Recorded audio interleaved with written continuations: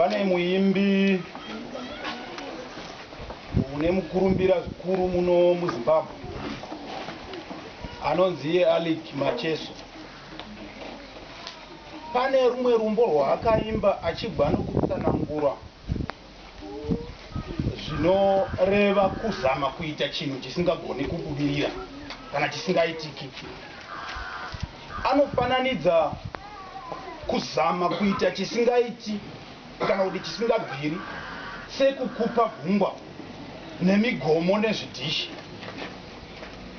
Murumbo urwo zvakare unoenderera mberi achifananidza kuita chinhu chisingabudi sekugwa nokutimba gomo nemapiki nemafoshoro.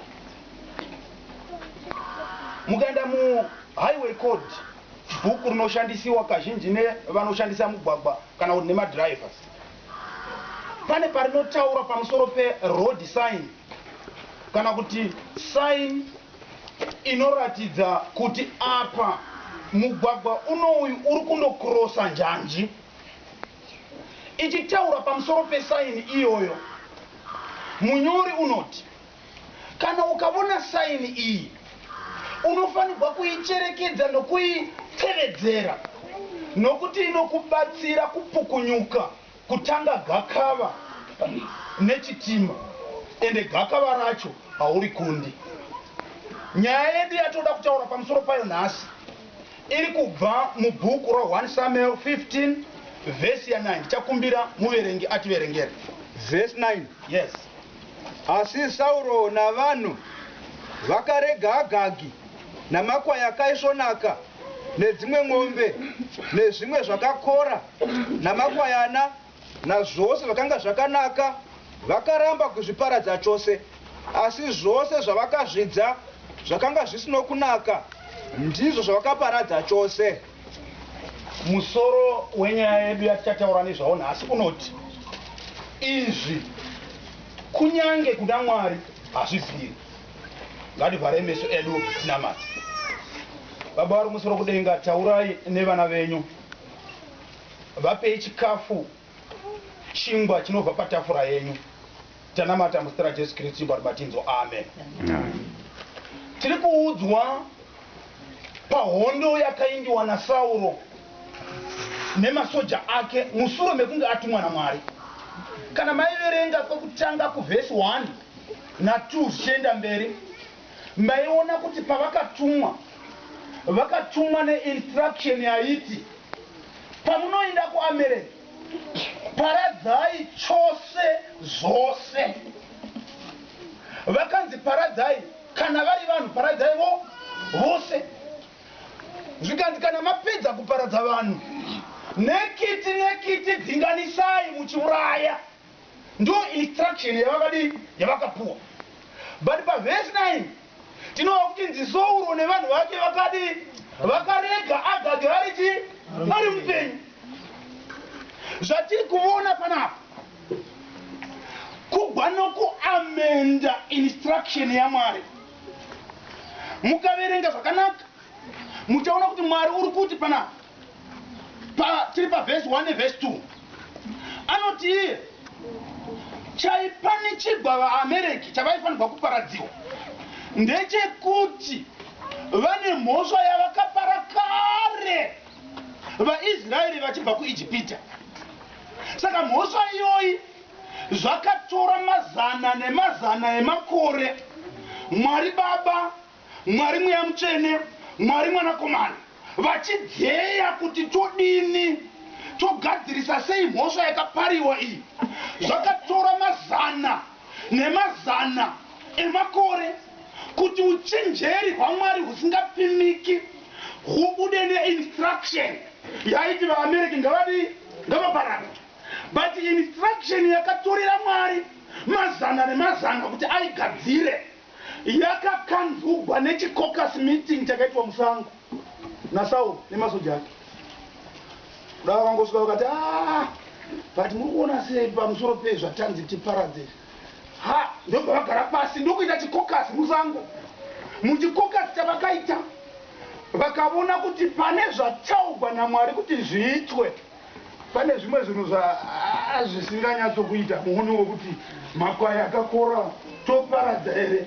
Vakatenderana kuti todini, vakati regai tishandure tiite inonzi amendment. Hani mitemo mizhinji mukawa muconstitution kune mitemo inonzi yaamendiwa kureva kuti inenge yogadzirudzwa zvimwe zvisingaiti zvichibvisiwa vachibva vadana malegal minds anga ariko panguva iyoyo. Hanimoziva kuti nekumasoja kune maloya vachibva vadana vakati saka ongororai mutemo waMwari waatipawo kuti tiite ndezvipi zvinobvisiwa. Vachibva vanotarisa machapters ndokunoongorora chapter yacho, ndokunodzira kumasections, ndokunodzira kumasubsections, ndokudzira kumasubsections, ndokubvisa zvimwe zvavaiona kuti izvi hazviitiri. Ndiri kutini instruction yakapuwa neuchenjeri hwaMwari. Regai titi shoko rose rapuwa naMwari richinzi riitwe watova mutemo, tiri tose revana vaMwari. Saka ndiri kutini mutemo wakapuwa naMwari wakagarirwa kokasi pamwe less than 15 minutes ukachinjiwa nevanhu. Muri kuona nyaya iri kutambwa nevanhu agenezani Mwari. Less than 15 minutes vanga vatotenderana kutobvisa zvimwe zvimasections zvavakabvisa ndezvemakwai akakora nezvemombe dzakakora, ndobva vati plus gadzirai kuti agange futi asaurawa. Saka bepa ndobva ragadzigwa, ndobva rabudiswa nemaloya anga aripo. Tapedza kugadzira mambo chiuyai mutarise. Hanimoziva kuti mutemo kuti uve functional president unofanirwa kumudi kumusaina. Saka Sauro ndokugara pachera pemusango ndokusaina kuti Saul mwanakomana waKishi peBhenjamini. Ndobva bepa rake ratova mutemo. Asi mutemo oyo yaiva version yemutemo waMwari yanga yashandurudzwa yaamendiwa. Zvinondirangaridza pamusoro pechimwe chimwana chisikana chichinyora bvunzo dzegrade 7. Icho chachakaziva zvachakazviudza kuti kana kwanzi 1 plus 1 ndi 2, 2 plus 2 ndi 4. Wanga asingazozivi kana ukachinjurudza. Saka yeye muexam ndobva anosangana nepakanzi 2 plus 3 equals paipodiwo answer. Zvino yanga angojaira kuweka chiti 1 plus 1 2, 2 plus 2 4, 4 plus 4 8. Ndo mawekera aita. Ndobva akwenya musoro akati 2 ineva 2 plus 2, 2 plus 3. Ndokukwenya musoro ndokuona kuti answer haibu. Saka achibva ati zano nderipi, ndobva aenda paquestion paper. Paya pakanzi 2 plus 3, ndobva anocheka 3, ndobva anyora 2, ndobva ati answer ndaakuisiva. Muanswer sheet yake ndokunonyora kuti 2 plus 2 equals to 4. Ndonga chose tiri panapa tinogona kutoziva chero bepa risati ramakwa kuti wakaigona here question iyi. Dambudziko rinoita vanhu vazhinji nguva zhinji nderekuti pavanosangana nemutemo waMwari vakakundikana kuutevedzera, pachinhambo chokukumbira simba kuna Mwari kuti vauchengete, vanouamenda, voushandurudza, vobvisa zvimasections, vobvisa zvimatavi, vosiya zvavanogona. But yaunenge watanga ndio inonzi chandagona hapana jere rebhinduro. Nokuti izvezvi pano pari kutanga kunyogwa grade 7 Zimsek. Mukati question paper remeti rauya reZimsek. Headmaster akaribata akati it's made city. Madi kunovhomora question paper ratakanyora pamidziye. Chivape. Munokuziva kuti chamuri kungoita muri kuita chandagona apa? Hapana. Nemhaka yeyi kana kundomakwa kuZimsek kunomakwa according ku question paper raunzwa neZimsek. Chandagona apana. Munoziva kana Jesu achitaura pamusoro pemutemo kuti mutemo waMwari wakadzidzira munhu omiswa panapa, Jesu haamboroti kana kufungidzira kuti kune munhu ngazvipa zviviri zvokugona kushandura mutemo waMwari.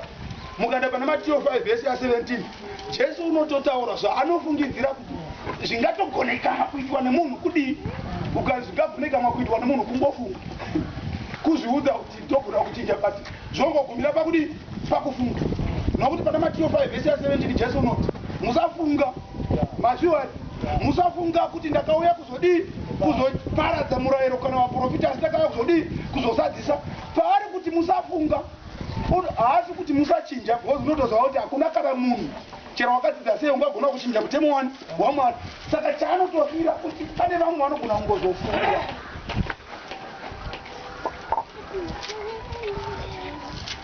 Magara musangano wenyu kuda nemabhishopi nevakuru vesangano, chero mukaita 30 days mukagara pasi muchinanganidza mutemo waMwari, mukabudisa zibepa kana bhuku rakakura kudai muchipadudziro yemutemo inotapudza zvimwe pane zvaMwari, pamunee muchiti tatapudza kana kuti uyu mutemo taubvisa tikamumisa padivi, Jesu kana achiona unenge imuchipublisha muchiti after 30 days takaona kuti pane zvimwe zvinoda kugadziridzwa tikazvichinja, ipa mune muchiti mazvichinja, Jesu ari kudenga anenge achiti vari kufunga.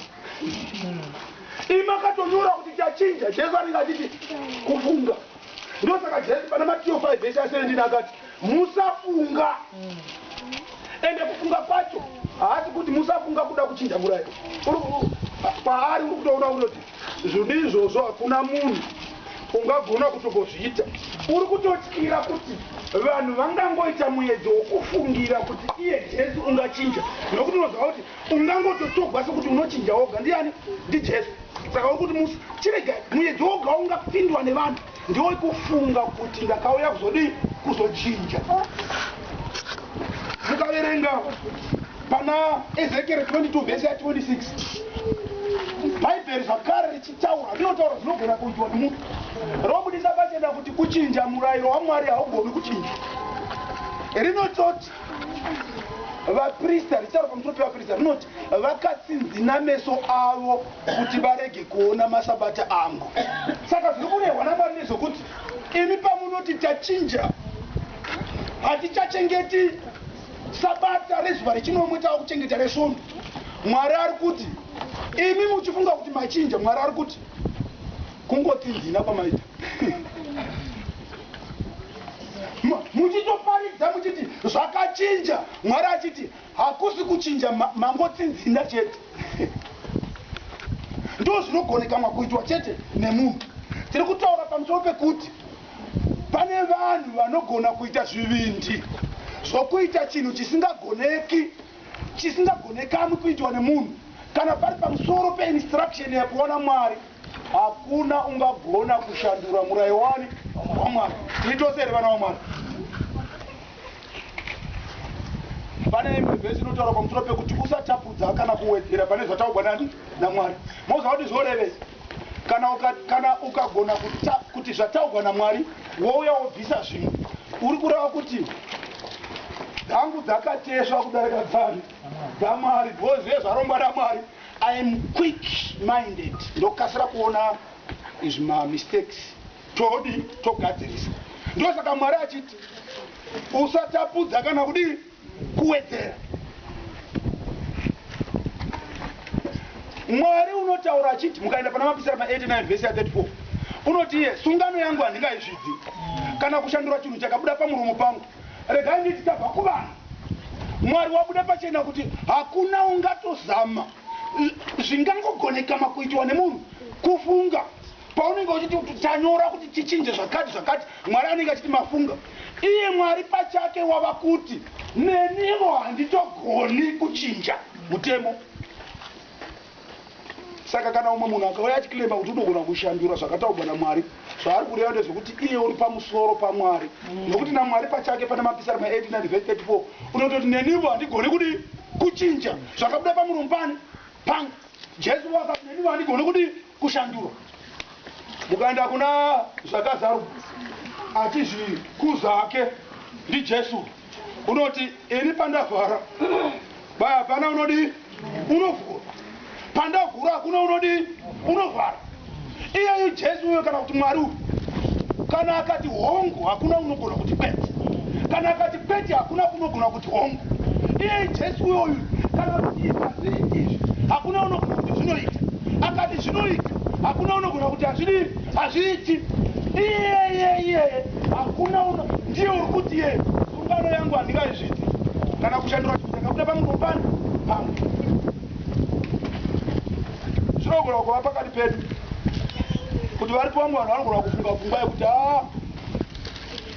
tinogona kuti Mwari ati isi tinogona kuti Mwari ati isi tinogona kuti bhishopu vedu vanogona kuti tinogona kubvira izvozvo. Panapa kuri kunzi matanga yakafanana nekuda kukupa gungwa kana kuti kutimba gomo nemapiki nemafosho muchida kuputsa gomo, ndo iri panapa. Jesu uri kuti izvozvo hazvigoni. Ndoimba kuti pakati pedu varipo vanoti Mwari ndiMwari, ini ndiri munhu. Muupenyu hwangu hwose ndinoda kuti kana chataurwa naMwari ndomanya kuita. Kana varipo ngavaiti amen. Vakadero. Sauro achipedza kuamenda mutemo waMwari haana kuguma kuita chivi ichocho choga. Chivi chaakazopinda mufezi namba 2 chaiva chava chokuita nharo naMwari. Mbishi nharo chaicho kumirizana naMwari chaiko. Mwari yako Sauro ako kukakavadzana tsinga kuti tare ndo fezi namba 2 yakaitwa naSauro. Wakati apedza kuamenda achizudza kuti ndaamenda mutemo waMwari, izvi zvandizviurawa tichaurai Agagi taakumusiya. Fezi namba 2 yakava yekuita gakava tsinga kuti tare naMwari. Ndoda kuti varume vaviri vasumuka. Umwe murume wakamirira Mwari, umwe murume wakamirira Sauro. Ndoda kuti muone gakava riri pakati. Vachativerengera mavhesi ari panapa. Sauro achipedza kuita zvaakaita, Mwari wakapa statement yaitaura kuti unotora sei zvaitwa naSauro. Tiri tose here vana vaMwari. Statement yacho iri pavhesi 11 inoti chii? Ndinozvidemba zvandakagadza Sauro ave mambo ndiMwari uyu nokuti wadzoka haachanditeveri, haana kuita zvandakamurayira. Sameri akava neshungu akachema kuna Jehovha usiku hwose. Ngatisamaraizei zvataurwa naMwari. Zvataurwa naMwari zviri kungoti Sauro haana kuteerera. Tiri tose here? NdiMwari uyu uri kudhikireya kuti zvaitwa naSauro uku hakusi kudii kuteerera. Toda kumbohwa Sauro. Kwai chiina Sauro? Verse 13. Samueri akasvika kuna Sauro. Sauro akati kwaari, Jehovha ngaakuropafadze. Ndaita zvandakarayirwa naJehovha. Takateerera here? Mwari wati Sauro haana kuteerera. Sauro ari kuti kudii? Ndateerera. Muri kuona kuti patotanga nharo. Mwari ari kuti zvawaita izvi hazvisi. Iye munhu uri kuti ndizvo. Zvairehwa naSauro ndezvekuti zvandaita zvokuchinja murayiro wenyu tikazoita zvemusoro wedu munofanirwa kungozvigamuchira sekuti tateerera. Regai iwe Mwari namba 2 Mwari otaura verse 14. Sameri akati kokuchema uku kwamakwai munzeve dzangu nokukuma kwemombe kwandinonzwa kunoti kudiniko? Zviri kutogwa panapa naMwari uri kureva kuti kudini? Uri kuti pane evidence yekuti hauna kudii kuteerera. Saka panapa pose pamuri kuhwa kuti Sameri musati ndiSameri, nokuti Sameri waitaura akamirirani Mwari. Saka pose pari kutogwa naSameri ndiMwari waidii waitaura. Saka kuri kunzi naMwari Sauro hauna kuteerera. Verse 14 toda kuhwa kuti Sauro unoti kudii? Verse 15. Sauro akati vabva nazvo kuvaAmareki nokuti vanhu havana kuuraya makwai akaisvonaka nenzombe kuti vabayire Jehovha Mwari wenyu, asi zvimwe zvose takazviparadza chose. Sauro ari kuti kudii panapa? Ndateerera izvi tangozvirega zvataregai nekuita izvo zvazvina basa, but kuteerera ndadii? Ndateerera. Zviri kurehwa naSauro ndezvekuti kana Mwari akakupa mutemo uzere, iwe ukachengeta rupandi rukuru rwemutemo ukava nezvimwe zvawadarikira, Sauro ari kuti unofanirwa kutogwa sewagwaza zvose. Is that clear?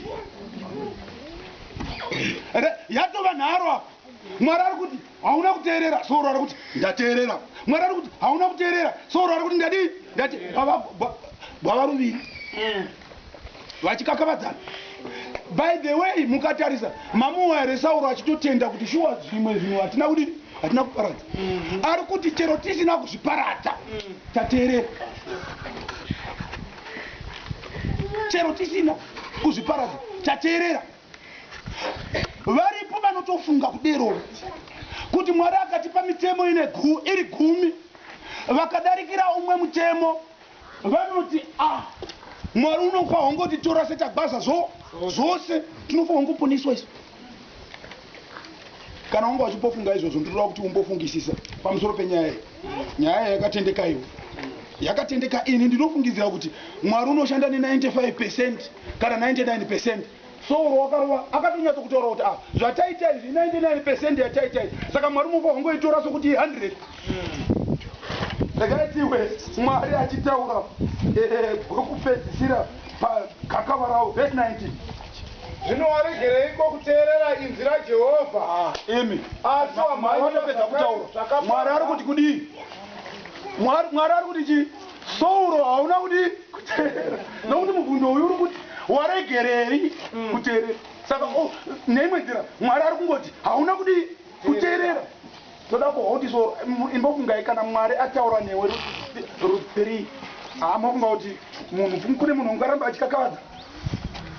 Tichiri tose here vana vaMwari, ndiMwari uri kutaura newe, wataura newe gwekutanga woti hauna kuteerera, iwe ndateerera tongotarisa kuti kuda gwekutanga uko zviri nani. Gwechipiri Mwari wati hauna kuteerera, iwe woti ndakateerera. Gwechipiri munofunga Mwari akataura gwechipiri tiri tose here vana. Mwari ataura gwechipiri pane munhu ungaramba achikakavadza. By the way, muzive kuti kana kutataura pamusoro gwechipiri Mwari anenge atopeta umwari hwake hutatu, Trinity.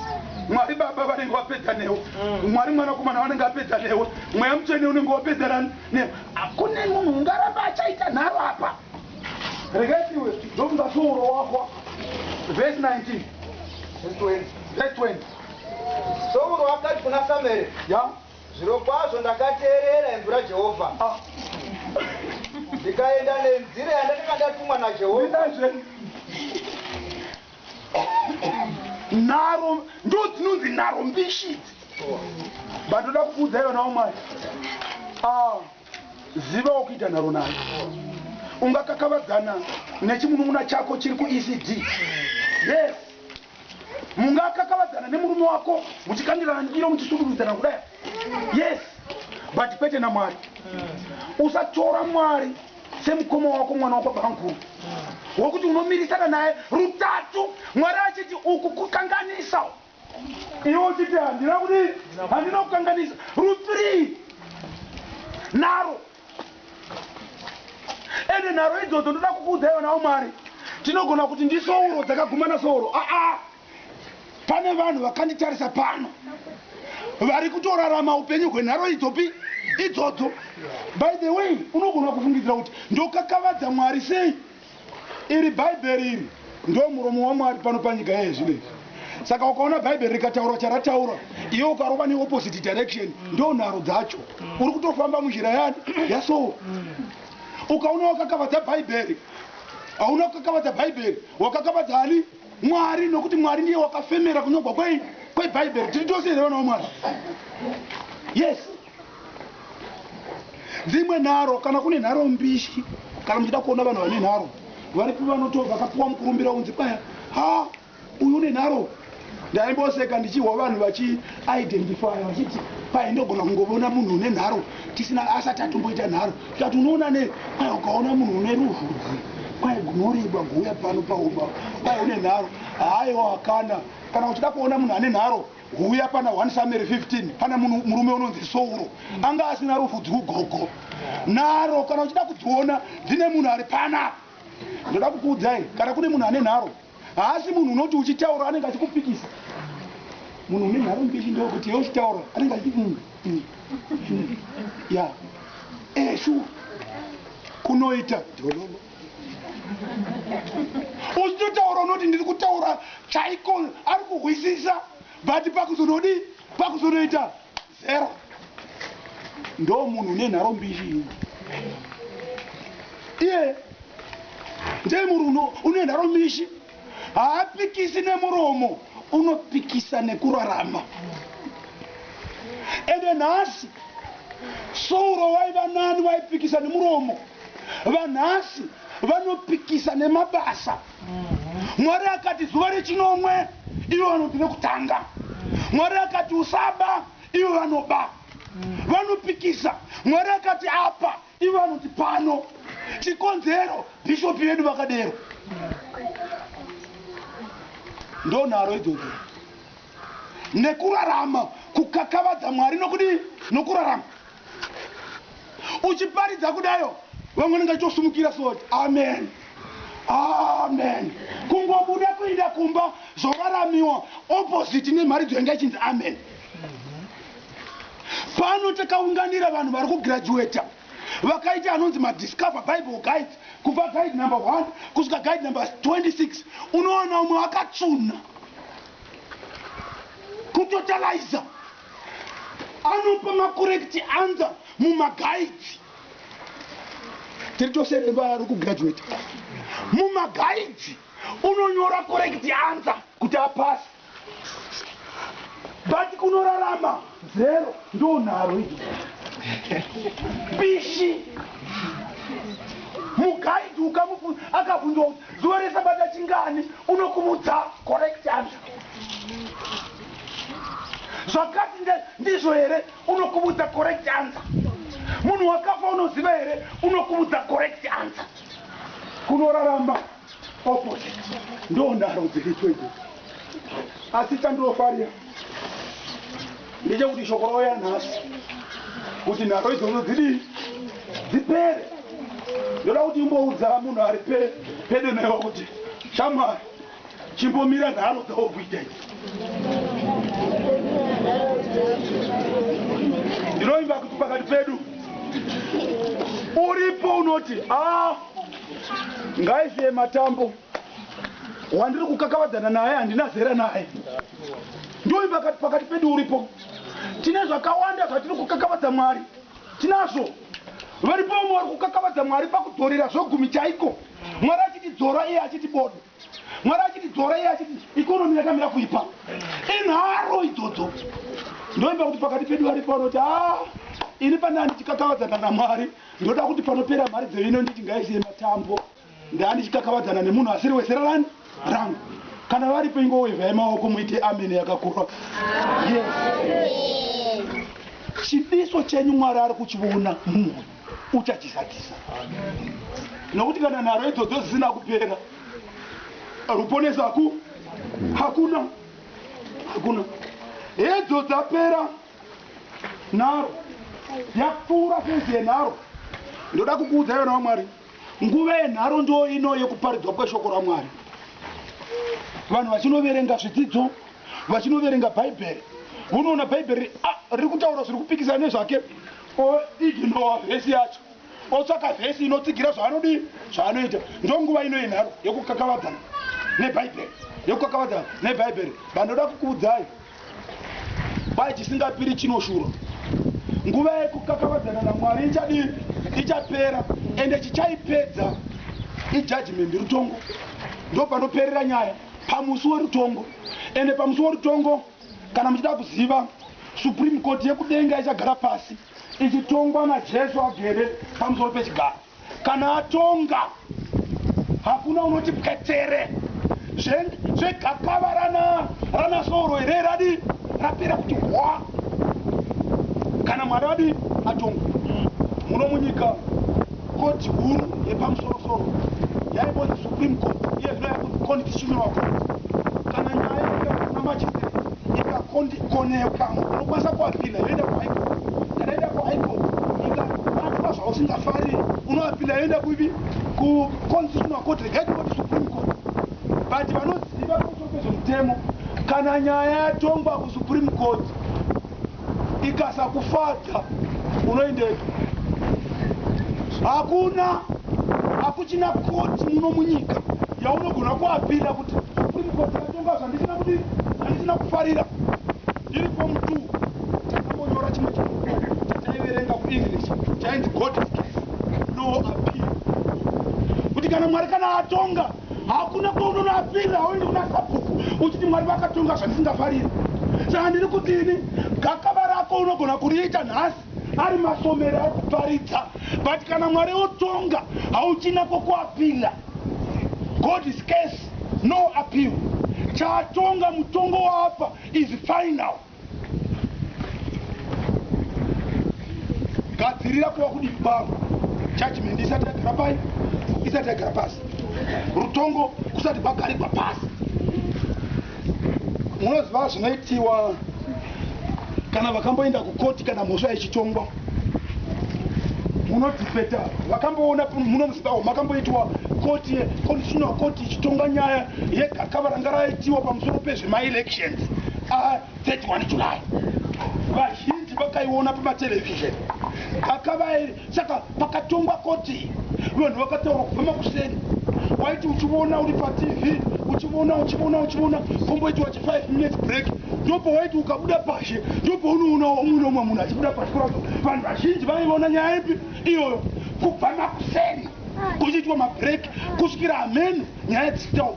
Ndobva kwanzi judgment reserved, kuda kuti vaiti tombonogara pasi tomboongorora zvazvidi zvichitaurwa. Pane musi wakazotagwa wakanzi tozopa chi rutongo. Ini ndorangarira musi wakanga uchizopuwa judgment yenyaya yacho. Ndaenda kumasvingo, ndakakwira basi, ndasiya judgment yacho yototanga kudi kupresentiwa. Ndikasvika kumasvingo vasati vapedza, indangofunga kuti vanongoya ngoti nyaya yenyu haina musoro.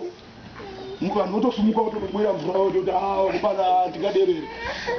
Kana nyaya yotongwa haingonzi mutongo ka, vanombotanga vataura vachitsanangura uremu hwenyaya yani yacho vasati vapa mutongo. Ndo zvinoitawo Mwari.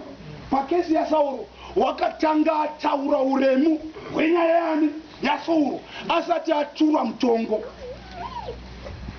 Tiwe Mwari achikomenda pamusoro peuremu hwenyaya yaSauro, verse 23 unoti chii? Nokuti kumukira Jehovha kwakafanana nechivi chokuvuka uye kusinzira. Mira ipapo. Mwari uri kuti kuita nharo neni indichiti ita so, iwoda kuita so, kwai zvakafanana nokupanduka. Ndokuri kunzi kumukira Jehovha. Mukaenda kuchirungu, bhaibheri rechirungu panakaribata rinoti for rebellion. Inonzi rebellion ivara rinobva pana rebel. Munhu unonzi rebel musoja unopandukira hurumende yaanga achimboshandira, usingazombo kuda kubvisa hurumende iyoyo nechisimba, ndiye unonzi rebel iyeyo. Saka Mwari zvaari kutaura kuna Sauro ari kuti zvauri kuita izvi zvokuita nharo neni kupanduka uri rebel iwe. Mwari asati apa judgment yake uri ngotaura uremu hwenyaya uri rebel. Ndobva ati zvino kupanduka kana kuti urebo hwauri kuita hwakafanana nechivi chokudii chokuvuka. Kuvuka kwakafanana noun'anga. Regai ndikuudzei vana vaMwari, unogona kuzoona wakapfeka suti yako wakabata kabhaibheri rako pasaidi kahembuku kako pasaidi, but as long muupenyu hwako pane imwe area yauri kuti bhaibheri richiti ita izvi, iwe unenge uchikakavadza nokurarama. Mwari anenge achiti uri mupanduki, iwe uchizoona wakatobata bhaibheri uchiimba music, uchiimba masongs nemuritso, zvifamba zvako turova nemuritso masongs. Mwari anenge achiona gandanga rakapakatira zvombo zvakatendeka pafoundation yeumambo hwaMwari. Nemhaka yei foundation yeumambo hwokudenga mitemo inegumi. Saka as long ukakakavadzana nemitemo yaMwari uri kuda kutsidigura hurumende yaMwari. Saka iwe ungazoona wakabata bhaibheri rako uchinamata uchifasta 3 days a week, Mwari ari kuona rebel yakapakatira zvombo ukugidi bhegi riri kumusana rizere magrenade, wakatageta kuwisa hurumende yake pedzisa biyat pat biyat uye kusindimara kwakafanana nokunamata zvifananidzo neterafimu. right pana nere chirungu here ndongoda kuti averenge panzi kusindimara pavhesi 23 pana akavhara chirungu. For rebellion is as the sin of witchcraft, Right. and the stubbornness No, but no, no. as the iniquity and idolatry. Why is stubborn? So uri kunzi uri stubborn. Stubborn chai. Mukawa teo pachikoro mukasvika headmaster wapachikoro akati ichi chimwana chiri stubborn. Kura kuti munhu iyi une nharo dzakadii dzisingaiti. Vana vaMwari ngatisasvika palevel yokuti kana Mwari achititendeka ati tiri stubborn. Kuva stubborn kuti Mwari achiti izvi ngazvinamatwe sezvizvi iwe unenge uchiti asi mufundisi wokuchechi pedu wakati tidai izvo zvipesana nani nebhaibheri ndokuva stubborn. Kukanzi kuva stubborn chivi chekunamata zvifananidzo. Ngatimboongorora ivo nyaya yefananidzo. Kungorega makwai kurega kuuraya makwai nemombe dzakakora kunohidzana chine kuna matoko zvifananidzo. Ndoda kuti pfungwa dzenyu dzimbofa refresh. Kunohidzana chine kungorega kuuraya makwai kolingwa kwakafanana nekunamata zvifananidzo. Point ina Mwari neinoyo. Kana Mwari akakuudza zvokuita iwe ukada kumuratidza kuti zvamuri kundiudza hazviiti gamuchira izvi zvandoda kuti tiite, uri kutora Mwari sechidhori. Nokuti chifananidzo kana vakambozviona chakavezewa zvekutauni kana chakangoumbwa chakatendeka ruoko chakadai kana wakachisiya pakrisimasi yegore rapera chakadero nanhasi ukadzokera unongoona chakadii chakataridza ruoko. Chifananidzo hachina mutemo wachogara pasi chokuti ndoda kunamatwa so. Saka vanhu vose vanonamata zvifananidzo ndivo vanogara pasi vosarudza kuti tonamata chifananidzo ichisei. Kana vakati toda kunamata takapfugama negumbo 1 chifananidzo hachirambi. Vakati toda kunamata takafuratira chifananidzo chacho hachirambi baba vangu nokuti hachina zvachinoziva. Saka Sauro ari kuudzwa unzi kundikakavadza kwauri kundiita uri kuda kunditora sechidhori chisingagoni kupa mutemo. Kutora Mwari sechidhori. Saka ndiri kuti ini vana vaMwari kana Mwari akati zvakati izvozvo nemumuforo ngatiti nomo tikangonzvenga tiri kutora Mwari sechidhori.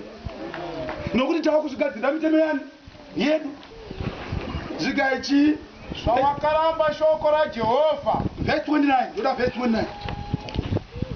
29. Yeah.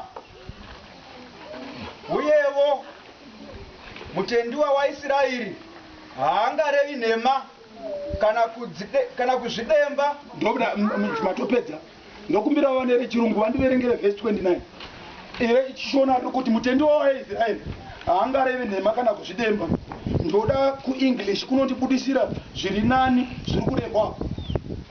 And also the strength of Israel will not lie nor repent, for he is not a man that he should repent. Mwari ari kuti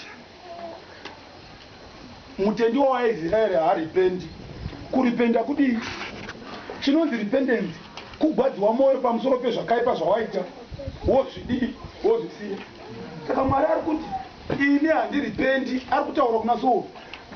Pavakataurira naSauro makambohwa here Sauro achiti tendeukai Mwari? Tiri tose here panapa. Imi muri kutaura nyaya dzemakwai asiwa asina kuurawa nemombe dzisina kuurawa. Ndo nyaya dzamuri kutaura. naAgagi wasiye asina kuurawa. Mwari woti handitendeuki handiripendi. Saka uri kureva kuti kudini? Zvaaireva ndezvekuti kuita kwaSauro kwaisagesta kuti Mwari unofanirwa kuripenda. Tiri tose here vana vaMwari.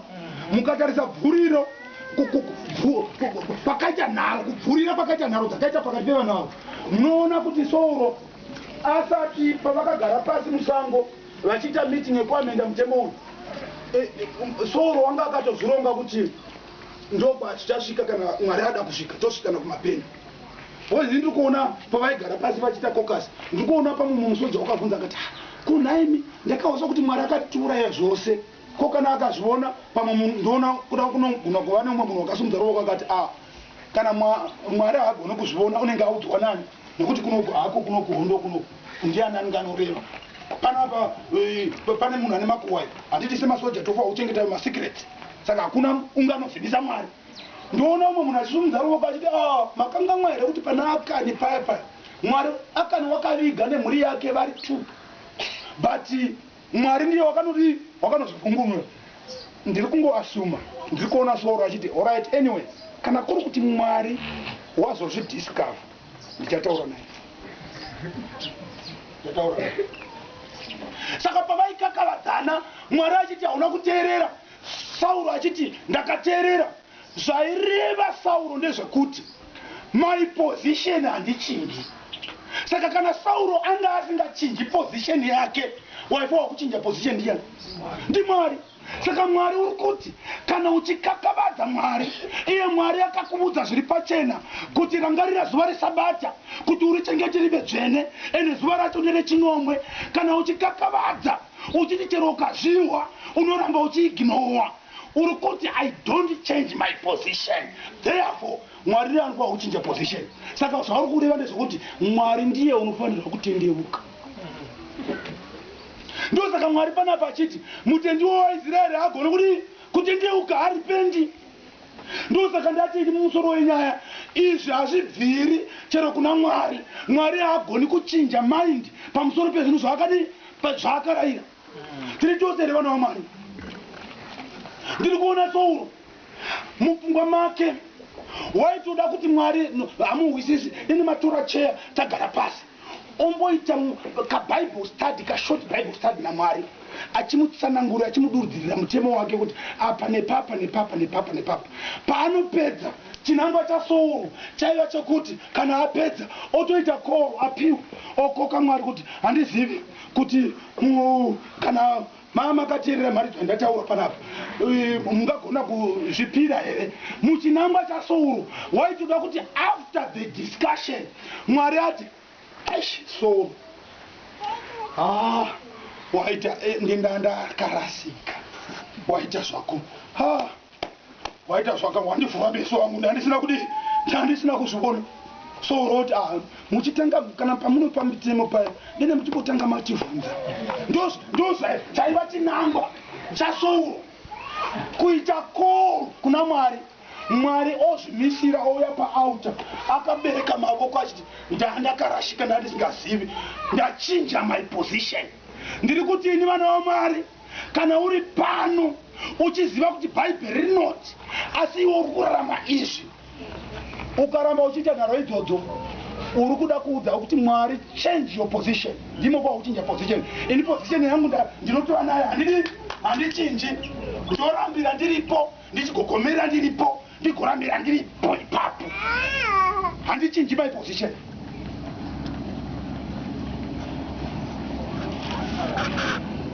Ndakanga vanodzidza bhaibheri munoziva kuti kudenga kunzvimbo tsvene igere Mwari, tembere yake yekudenga ine makamuri maviri. Kamuri rekutanga rinonzi nzvimbo tsvene, kamuri rechipiri rinonzi nzvimbo tsvene tsvene. Mukamuri rechipiri umu ndimo muna Mwari. Pane inonzi areka. Areka iyi chakaita sechitebho asi chine bhokisi. Mubhokisi umu mune mahwendefa maviri emitemo yaMwari.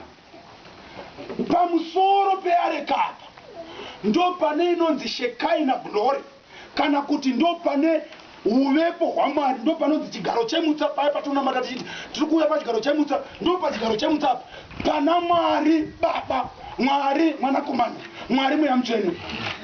Kana zvaibvira kuti mutemo waMwari uchinjiwe kana kuti shoko raMwari richinjiwe, Jesu ungadai asina kutora nomhurutu, ungadai akangoti ari pamusoro peareka iyi, ungadai akangonanavira kubhokisi uku ndokuvhura chidhoo ndokubudisa wembepa racho remutemo unoda kuchinjwa, onodzima pakanzi rangarira zuva resabata, odzima oti rangarira resvondo, ungadai akadero, otodzosera opeta maoko ake otogara zvake pacheya.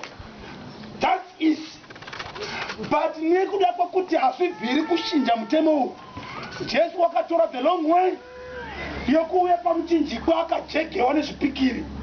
Pamuchinjikwa Jesu waiparidza mharidzo yekuti it's better kuti ndife pakuti mutemo ushanduke. Ndio mharidzo yaiparidza. Ndiri kuti ini vana vaMwari, muchinjikwa kupupura kwaJesu kwakasimba isignature yeropa rake. Wakaisa signature neropa kuti mutemo waMwari haudi haushanduki. Ndingatofa pakuti mutemo uyu ushanduke. Mukaenda toda vhesi yekupedzisira Matthew 10 vhesi ya 32 na 33 inoti chii? Verse 32. Yes. Mumwe nomumwe uchandipupura pamberi pavanhu. Right. Neni ndichamupupurawo pamberi paBaba vangu vari kudenga. Right. Asi mumwe nomumwe unondiramba pamberi pavanhu. Right. Neni ndichamurambavo pamberi paBaba vangu vari kudenga. Panguva dzino pari kutaurwa pamusoro pekuti unondipupura. Haasi munhu unotaura nemuromo kuti ndinoda Jesu. Nokuti mukaenda pana Tito 1 vhesi ya 16 inoti vaiziva Mwari asi vanomuramba nemabasa avo. Kureva kuti iri kuti vanotaura nemuromo but mabasa zvichiramba. Pari kunzi unondipupura, kupupura kwokurarama zvinotaurwa nani neBhaibheri. Saka munhu unopupura Jesu nekurarama ndiye uri kunzi naJesu, pandii ndiri kudenga ndiri munzvimbo tsvene-tsvene, nenivo ndomupupura pamberi paBaba vangu nevatumwa. Kuzoita unoramba ndio unoomesa tsinga dzemusoro, achiti tare, achimirisana naMwari. Mwari achiti izvi bodo, iye achiti bhati vakuru vekuchechi vanoti. Mwari achiti izvi kana, iye achiti bhati zvinoita chete. Ndiye unoramba kupupura Jesu yeye. Jesu unoti neniwo ndomuramba pamberi pano paBaba vari kudenga. Panguva ino varipo vanoti ini Mwari ndine imwe kona yeupenyu hwangu yandava ndichikakavadzana naMwari, ndoda kuti ngaisiye matambo nditange patsva naro ndokanda kugomba dziryiwe nembwa nditevedzere zvinodiwa naMwari. Vakadaro ngavasimuke netsoka dzavo tichiimbirwa rumbo. Kona Jesu, kona Jesu, kona Jesu, zeno, oya kona Jesu, kona Jesu, zeno. Hatidi kupedza nguva refu, umwe nomwe unoziva kona yeupenyu hwake iri kuraramiwa gakava, ine gakava yaanoda kugadzirisa. Panogona kuva nevamwe vakutoti kuti gakava iri ripere zvinogona kuda kuti ndipinde mumvura ndibhabhatidzwe nenzira inotaurwa muBhaibheri yokupinzwa mumvura muviri wose kamwe chete, senzira yakabhabhatidzwawo naJesu yaanotarisira kuti vanhu vose vabhabhatidzwe naye. Kana aripo wakadero, ari paakamira ngaaratidze nekusumudza ruoko tigova nemunamato uri special. Anoti ini kana ndotokanda mapfumo pasi, gakava ngaripere, asi richapera nenzira yekuti ndisangana nenzira nerubhabhatidzo. Wakadero ngaasumudze ruoko rwake ari paakamira ipapo tigova ne special prayer. Special prayer varipo here ndiri kuona panenge aripo. Alright, kana pasina tichakumbira mufundisi vanamatire sangano raMwari riri kuti toda kuti Mwari ngaisiye matambo. Takakakavadza pakareba, asi zvanhasi toda kukanda naro kugomba dziryiwe nembwa. Titange nemipatsva, kana mukataura kamwe tinzwe kaviri. Tina matelefoni. Ngatipedze naitwe nomunamata. Baba vedu vari kumusoro kudenga, tinotenda kuti munotida. Nhasi uno masarudza kutichenesa, kutisuka neshoko renyu, nokuti makati chero tikageza nesipo tikazora mafuta, makati chitema chinoramba chiripo, hachigoni kubviswa nemvura nesipo nemafuta zvenyika. asi neshoko renyu bedzi. Naizvozvo panorebwa shoko tinoona nokurangarira kukonewa kwedu. Tinoziva kuti mudzivisi wedu aripo anonzi Satani. Anotiita kuti tibve pamuri. Ndiye anokonzeresa nharo nokukakavara. Asi shoko renyu rinotipa simba rokudzokedzana nemwi. Shoko renyu rinotiita vatsvene. Ndozvokwadi yakakwana inotipa utsvene hwedenga. Utsvene huchireva kukodzera kuve vana voumambo. Utsvene zvichireva kubviswa panharo. Tichiuya pakuyanana nemwi. Tinotenda munosarudza zuva rakaita seranhasi tiwane kuzorora tiri patsoka dzaJesu, tichicheneswa, tichibviswa zvese zvinotikanganisa. Tinoda kutenda nokuti matidana neevhangeri shoko renyu. Tinokumikidza wese wasimudza mwoyo yavo, nokuti shoko renyu haringobudika rodzoka risina charabata. Kusimudzwa kwemavoko kunogona kusavapo, asi kune mwoyo Mwari yadosimudziwa. Kune hana dzatorova dzatorekedwa kudenga. Kune watovhundutswa, nokuti pavakamira nepavakatsika pakaipa. Mwari, maita henyu mativhundutsa. Zvatavhunduka tamanyira kwamuri ndokoga kwakanaka. Tigamuchire wose vana wenyu, tigamuchire wose watsvaponeswa. Tarisai mwoyo yedu yapwanyika, tarisai mwoyo yedu yarwadza. Tarisai Jehovha, pfungwa dzedu dzatokanganisika, nokuti ndimi mataura. Ima hamutauri kavanhu vakasazungunuka. Ima hamutauri vanhu vakaramba vakanyarara. Pamunotaura pese tinoona kureswa kwedu Mwari. Tigamuchirei sevana venyu. Vamwe tanga tiri pakosi yokudzidza Bhaibheri, paripo pataverenga muparidzi akaparevawo, taona patanga tichirasika. Tibetserei tifanane nemi. Vamwe takanguru tabhabhatidzwa tiri mukati mekereke, asi zviripo zvizhinji zvatanga tisingafambi nemwi. Tibetserei Mwari tifanane nemwi. Maite henyu muponesi nerusando irworwu neshoko ramareva Mwari, nokumbira kufamba nemumazuva ese upenyu hwedu. SaDhavhidhi tichagara muimba yaJehovha kwemazuva edu ese Mwari. Tibetserei mutikongorere muzita raJesu tanamata nokusingaperi. Amen. Ndoda kuonga Mwari madikanani. Maita yaJehovha neshoko ranga riri pakati pedu ratitsiura pazvizhinji zvedu.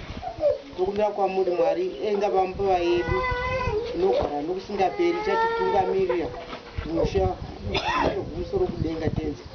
Uya nesu kuzota kupara tienda kulanje. Miraiwo nesu mutichengete Jehovha Mwari kudakara zuva rese richinopera nhasi. Musa Jesu namata nosingaperi. Amen.